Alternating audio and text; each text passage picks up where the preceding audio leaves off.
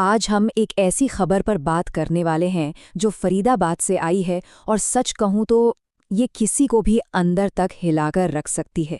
ये कहानी है एक माँ और उसकी नन्ही सी बेटी की, एक ऐसी घटना जिसे समझ पाना बहुत ही मुश्किल है। तो हुआ क्या? चलिए सबसे पहले देखते हैं कि इस मामले के तथ्य क्या कहते हैं। उस दिन असल में क्या हुआ था?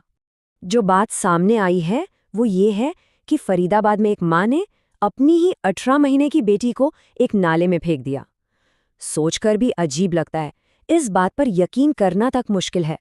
सिर्फ 18 महीने, मतलब 1.5 साल की बच्ची। बस इतनी सी उम्र थी उस मासूम की, जिसने अभी तो ठीक से दुनिया देखनी भी शुरू नहीं की थी। 18 महीने का बच्चा मतलब एक टॉडलर, एक ऐसा नन्हा बच्चा जो बस दुनिया को समझना शुरू ही कर रहा होता है, अपने पहले कदम ले रहा होता है।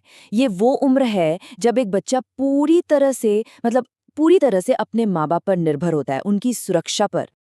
अब इस घटना को थोड़ा और समझने के लिए चलिए परिवार के बैकग्राउंड पर एक नज़र डालते हैं। जो भी जानकारी अब तक सामने आई है उसके हिसाब से इस पूरी कहानी में एक और नंबर है जो काफी अहम है, और वो नंबर है 6। 6।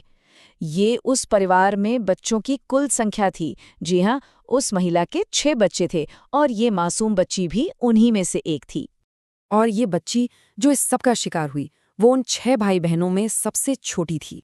अच्छा, जब ये दिल दहला देने वाली घटना सामने आई तो फिर अधिकारियों ने क्या किया? उनका क्या रिएक्शन था? क्या एक्शन लिया गया? तो एक्शन तो काफी तेजी से लिया गया।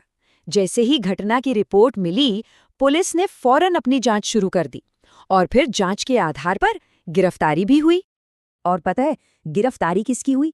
लोकल पुलिस ने इस मामले में बच्ची की अपनी मां को ही हिरासत में ले लिया।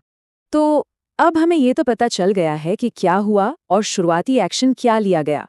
लेकिन इस सब के बावजूद एक बहुत बड़ा सवाल है जो अब भी अपनी जगह पर खड़ा है। देखिए, घटना के तथ्य तो साफ है, हमें पता है कि क्या हुआ, पर जो सबसे बड़ा सवाल है क्यों, वो अब भी बाकी है। आखिर ऐसा क्यों हुआ?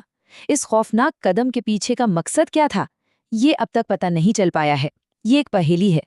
और बस इसी सवाल के साथ हम आज की ये बात खत्म करें।